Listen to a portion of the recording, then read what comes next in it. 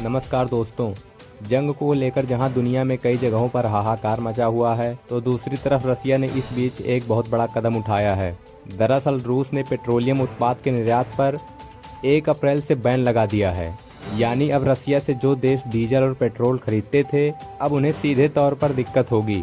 दरअसल रूस ने यह कदम इसलिए उठाया ताकि उसके यहाँ रिटेल कीमतों में इजाफा न हो। आपको बता दें, रसिया की सरकार ने 1 अप्रैल यानी शुक्रवार से गैसोलीन के निर्यात पर बैन लगाने का ऐलान कर दिया है। इसका मकसद पश्चिम एशिया में जारी संघर्ष के कारण वैश्विक बाजार में मची उथल पुथल के बीच घरेलू आपूर्ति को प्राथमिकता देना और ईंधन की कीमतों को स्थिर करना है। आपको बता दें, रसिया के उप प्रधानमंत्री अलेक्जेंडर नोवाक ने ऊर्जा मंत्रालय को निर्देश दिया है कि वह 1 अप्रैल से गैसोलीन के निर्यात पर बैन लगाने वाला एक प्रस्ताव तैयार करें।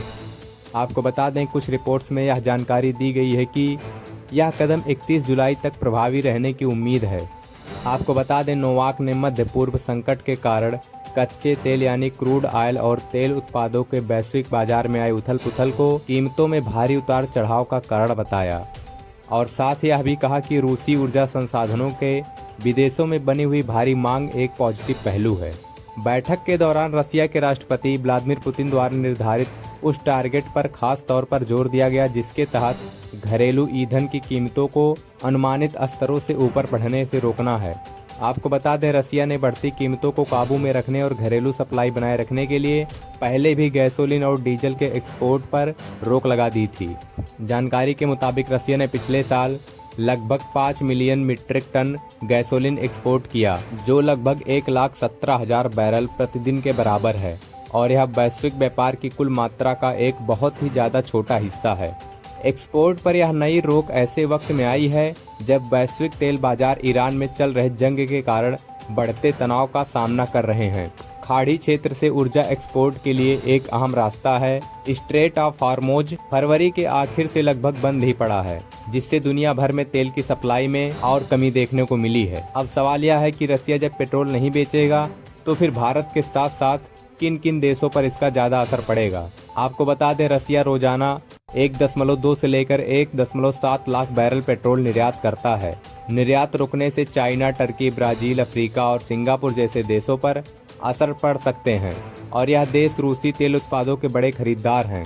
भारत पर हालांकि इसका असर थोड़ा कम होगा क्योंकि वो पेट्रोल नहीं कच्चा तेल खरीदता है, यानी क्रूड ऑयल।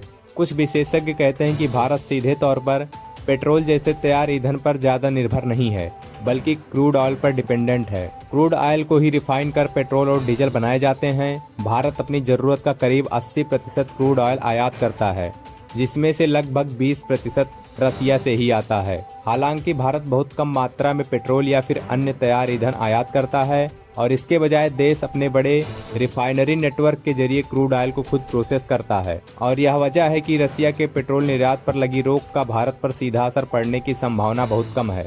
भारत रोजाना करीब 56 लाख बैरल कच्चा तेल रिफाइन करता है और यह न सिर्फ अपनी डोमेस्टिक जरूरत पूरी करता है बल्कि तैयार ईंधन का निर्यात भी करता है। वैसे आपकी इस खबर पर क्या राय है, कमेंट बॉक्स में जरूर बताएं और ऐसे ही खबरों को देखने के लिए हमारे चैनल को सब्सक्राइब करें।